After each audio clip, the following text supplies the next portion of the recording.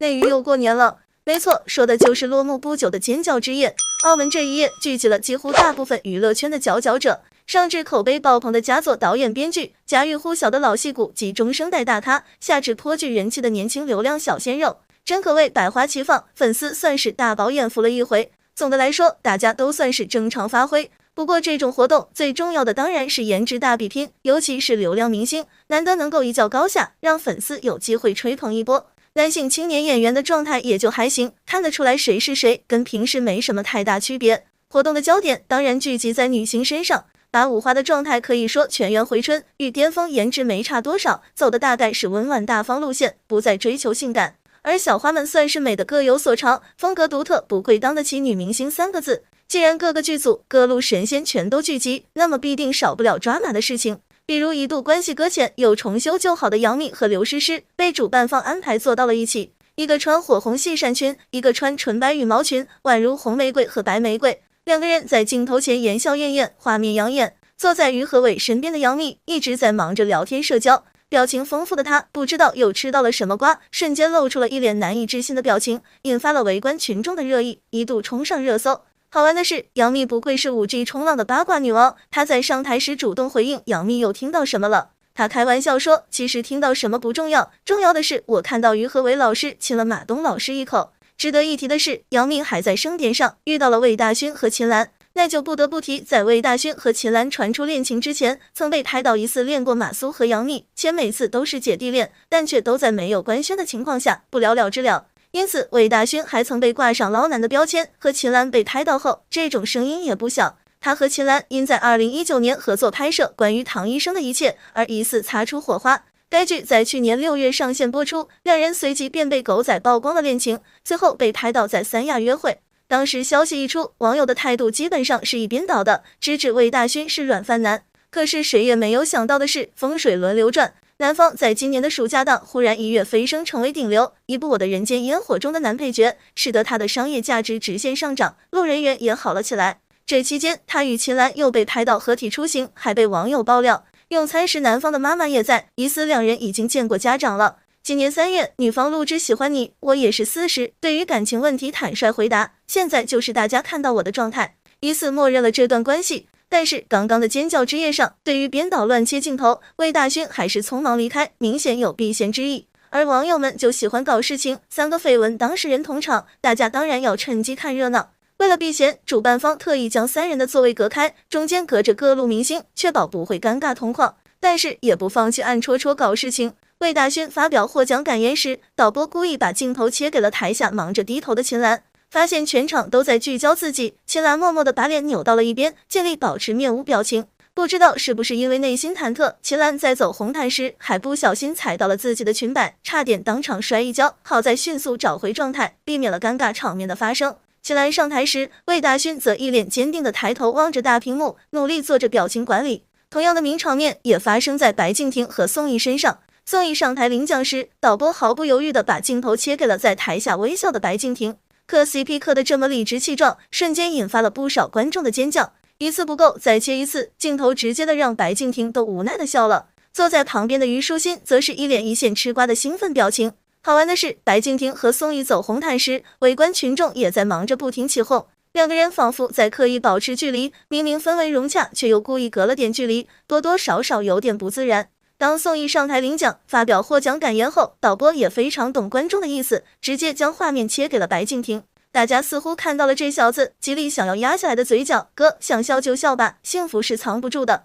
去年6月，白敬亭与宋轶相识于长风渡剧组，两人很快便传出了绯闻。据说两人见面同一天，就迫不及待地在横店同一个小区租了不同的房子，方便日后交流互动，足见确实十分投缘。之后陆续放出的拍摄花絮中，他们的互动也相当甜蜜，宋轶更是频繁穿着白敬亭自创的品牌服装出现，令人浮想联翩。长风渡杀青的次月，狗仔便拍到了白敬亭带着宋轶回家见父母。到了今年10月，两人还被网友偶遇同游巴黎，给人的感觉是感情十分稳定。尽管外界也有一些声音质疑他们是合约情侣，但从长风渡早已收官且尖叫之夜上两人的表现看，他们似乎大有将恋爱进行到底之势。而宋轶出道以来，路人缘一直奇好无比，被网友视为内娱清流。白敬亭之前也一直在走孤注生路线，女友粉众多，但大家对于他俩的组合也并不排斥。但目前看，尽管两人公开的在尖叫之夜同框秀恩爱，但却似乎仍没有官宣的想法。但虽然走红毯的时候故意装不熟，中间远的都能再放下两个我了，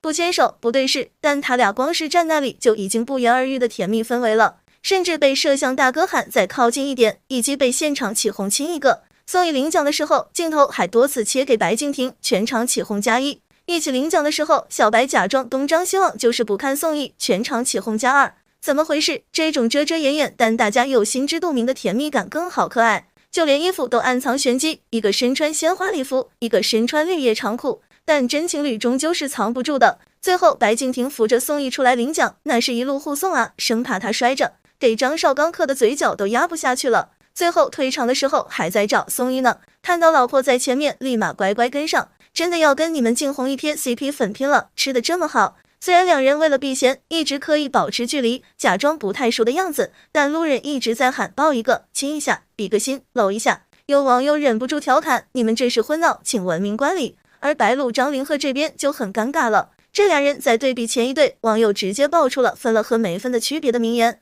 按理来说，宁安如梦正式大爆的时候，明星最起码也要宣传一下，可他俩不苟言笑，中间仿佛隔了条银河，怎么看怎么别扭。同样，白鹿在那场表演唱歌时，导播再一次将镜头切给了张凌赫，不得不说还是戏里更好磕一点。而这里最让人看笑话的还是狂飙的老恩怨，谁能想到这部剧从年初一路火到年尾，而剧组的精彩程度竟然不亚于剧情。要问到底是啥，除了张译与导演的对决，其他的都不在话下。以前的是人尽皆知，这几个月比较新鲜的倒是张译在无价之宝路演时，粉丝举出一本狂飙小说，张译直接拒绝签名。这回导演终于有机会做出反击，全员到场，男一号没来，而导演在发言时竟然说全员到齐，不愧都是混过江湖的，你来我往，谁都不肯罢休。既然说到这，也就不得不提起一个小插曲，这一次活动主持人的业务能力可圈可点，既热了场子，还没有让明星尴尬，没提出什么怪异的问题吸引眼球，粉丝也比较满意。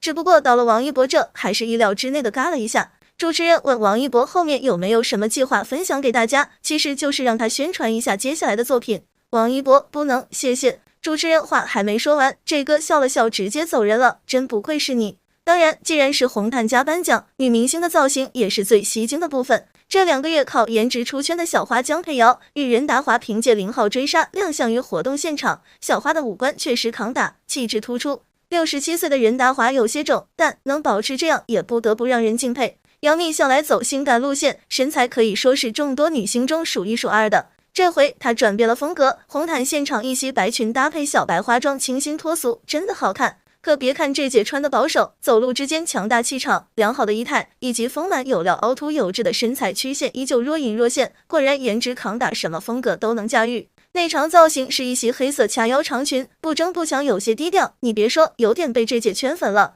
要说这场活动让我印象最深刻的，便是倪妮和文咏珊这对好姐妹出场，状态简直太松弛了，还贡献了全场最佳的合照，看着都赏心悦目。不过要说状态，文咏珊的水光肌实在是让人不忍直视。名为大美女，非要搞得油头粉面的，网友甚至能透过苹果肌看见对面的打光，这反光反的，怕是化妆师要扣钱了。要不说这俩人是好姐妹，倪妮的妆面虽然一如既往干净，但礼服多少有点敷衍了。本来的身材曲线在腰部直接给一刀切，好在脸高级能撑得住。倪妮的那场造型才算是真的惊艳，裸露相间，身臂晚礼服衬的皮肤更加雪白，加上闪光的宝石耳坠，果然只要稍做点缀，这姐就会美得不可方物。除此之外，闫妮亮相也算是小小的惊喜，已经52岁了，穿着荧光闪闪的性感抹胸小礼服，画着浓艳红唇，大大方方出镜在镜头中。虽然面部状态有些僵硬，但个人魅力爆棚。尤其是获奖时那种微醺又兴奋的状态，与旁边的张若昀形成鲜明的对比，甚至还在尖叫之夜为大家展现了真正的尖叫。